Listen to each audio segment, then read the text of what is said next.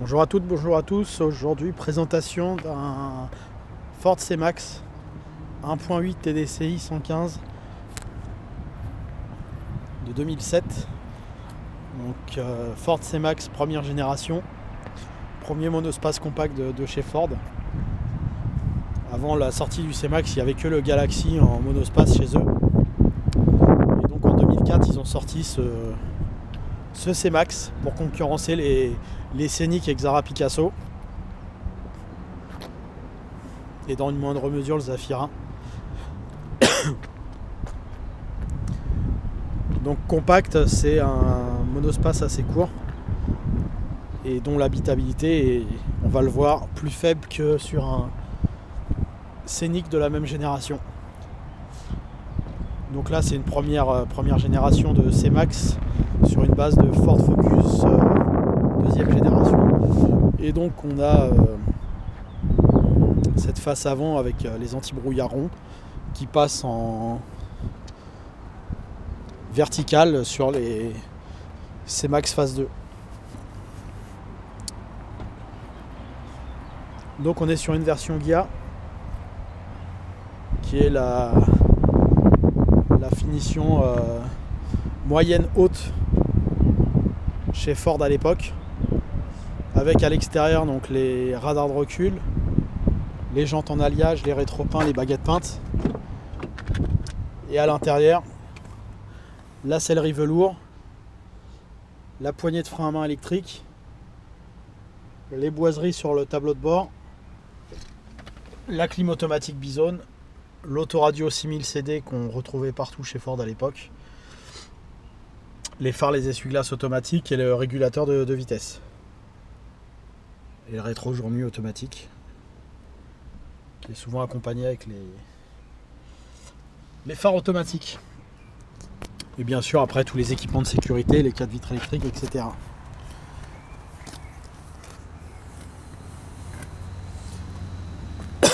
Donc contrairement au Scénic, on a un véhicule où c'est à l'intérieur très noir, alors que sur les Scénic c'est souvent très beige. Donc les selleries, les panneaux de porte, etc. Tout est sombre. Et donc à bord on a une place centrale plus petite que sur les places extérieures. Et on a un accoudoir central avant qui prend beaucoup de place. Et on a un coffre qui est très carré mais qui est un peu plus petit aussi que sur le Scénic le Scénic 2 de la génération équivalente à ce C-Max. En fait, en termes de gabarit, on est plus proche du Scénic 1 que du Scénic 2.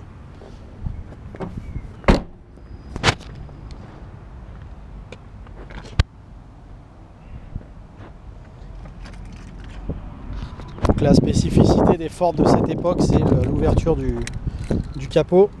On tourne le logo une fois à droite, une fois à gauche pour déverrouiller.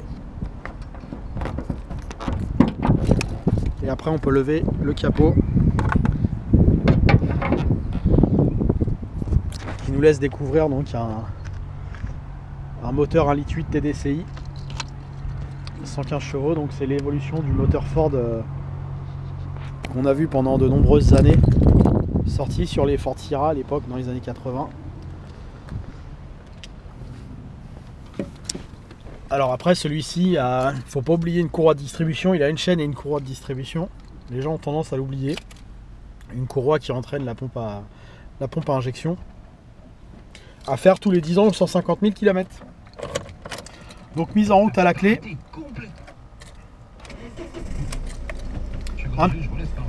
Un petit temps de préchauffage. Et une mise en route rapide.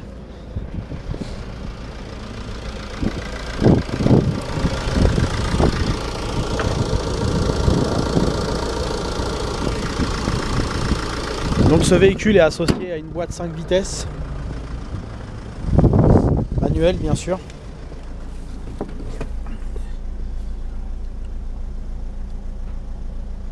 Et donc on va aller l'essayer pour se rendre compte de...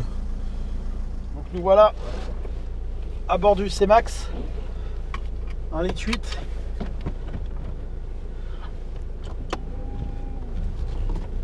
TDCi 115 chevaux de 2007.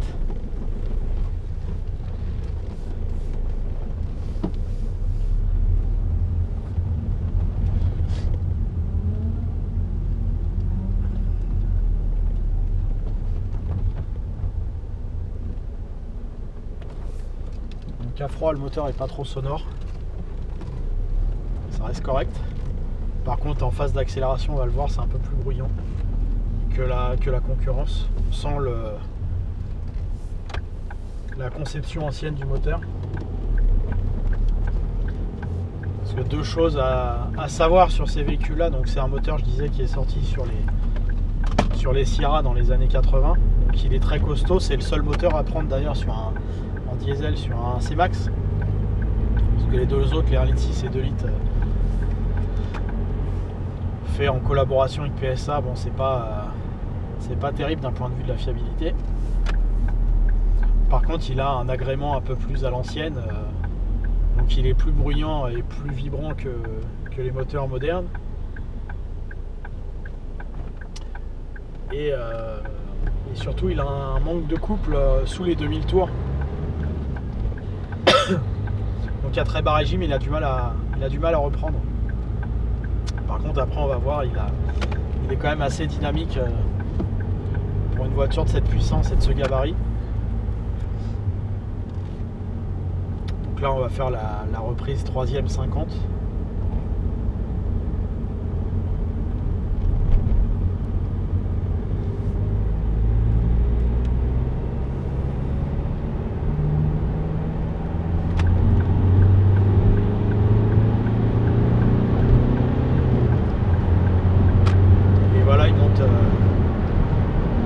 Assez bien dans les tours, il a une bonne capacité d'accélération, ce véhicule.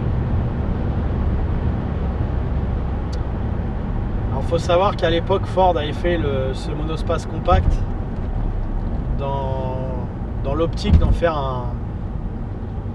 contrairement au Scénic qui était une vraie voiture familiale et confortable, le C-Max il s'adressait plutôt à des gens dynamiques. Il voulait faire quelque chose avec un châssis assez ferme et et avec une bonne tenue de route. Et du coup, ce moteur 1,8 litre qui est assez sonore, qui a un manque de couple à bas régime et de la puissance à haut régime, correspond bien avec la philosophie de la voiture. Du coup, puisque on a du coup une voiture en monospace assez dynamique.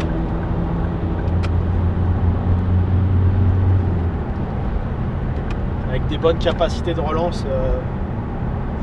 Et encore une fois, il ne faut pas hésiter à rétrograder avec cette voiture. Donc la boîte elle est agréable, elle n'accroche pas. Les rapports se passent bien.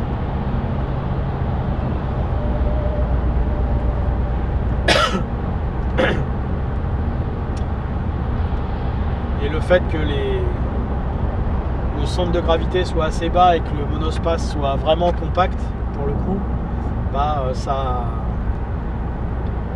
nous emmène une voiture très dynamique, en tout cas pour la catégorie des monospaces. Je pense qu'il savait qu'il ne pouvait pas s'aligner d'un point de vue du confort à Renault et le Scénic qui était la référence à l'époque. Donc ils ont joué notre carte et bien leur en aura pris, sachant le succès qu'a eu ce monospace sur le marché.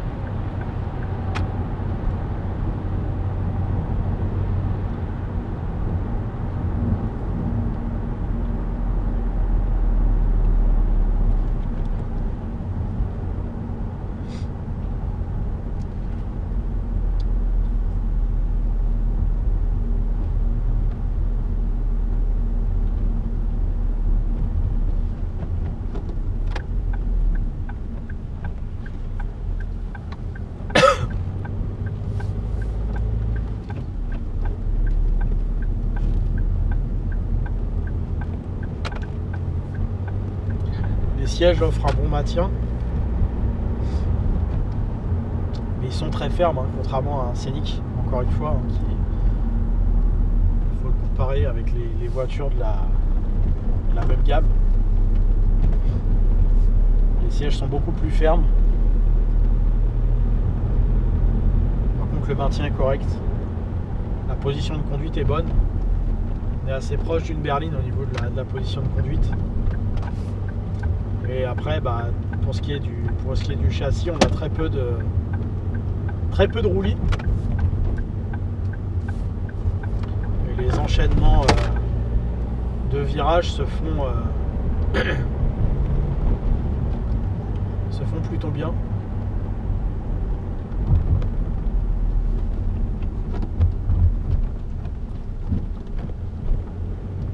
Par contre, on entend bien mécaniquement, le moteur est présent.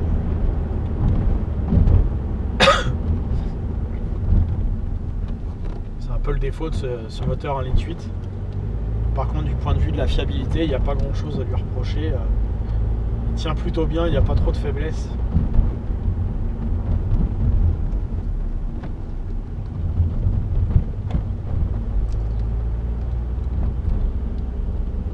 Toujours la même chose, hein, il y a des qualités, des défauts sur tout.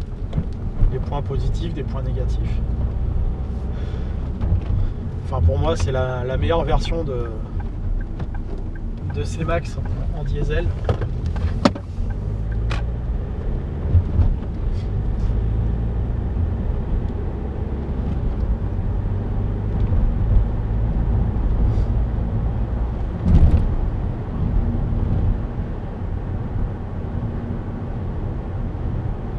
C'est la version à prendre. C'est un bon compromis fiabilité puissance.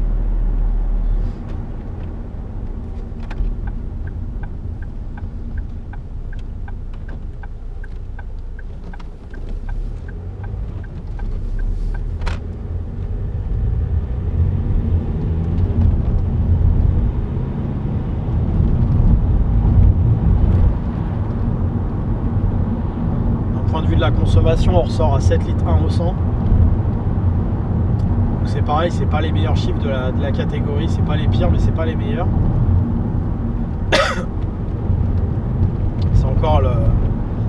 C'est à cause du fait que la voiture est pas beaucoup de couple à barre régie. En dessous de 2000 tours, il se passe pas grand chose, donc du coup on est obligé de rétrograder, d'accélérer, de forcer, et du coup ça fait un peu augmenter le bilan de la consommation.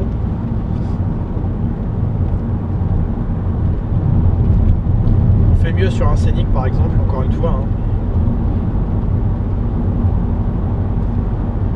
Par contre, la qualité de fabrication est meilleure que sur le Renault. Les plastiques sont de meilleure qualité, ils sont moussés au-dessus. Il y a peu de vibrations dans l'habitacle.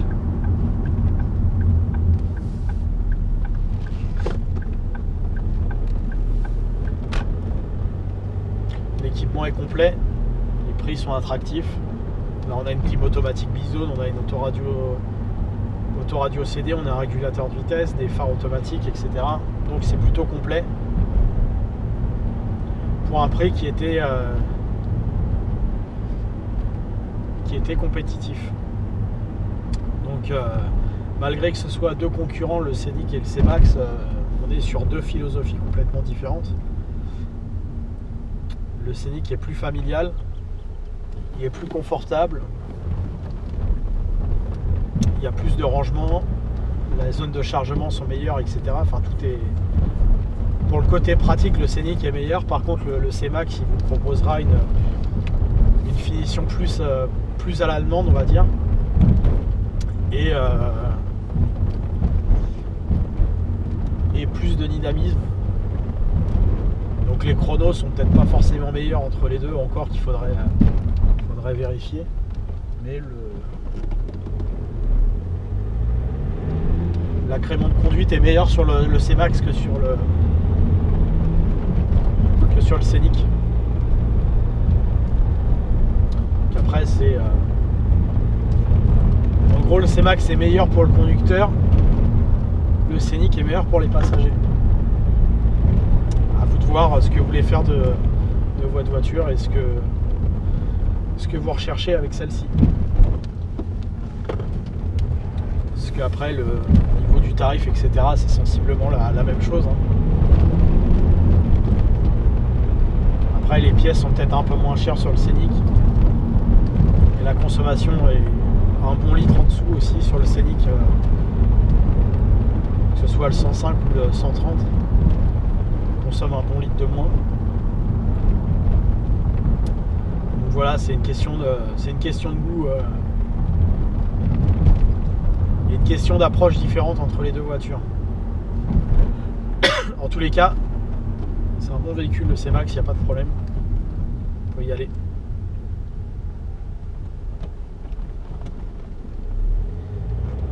Voilà, merci d'avoir suivi cette vidéo de test de Ford C-Max Diesel.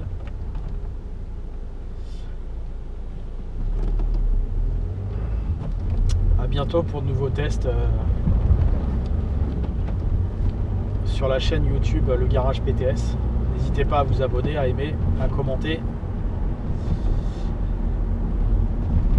J'essaierai de répondre à vos questions dans les meilleurs délais.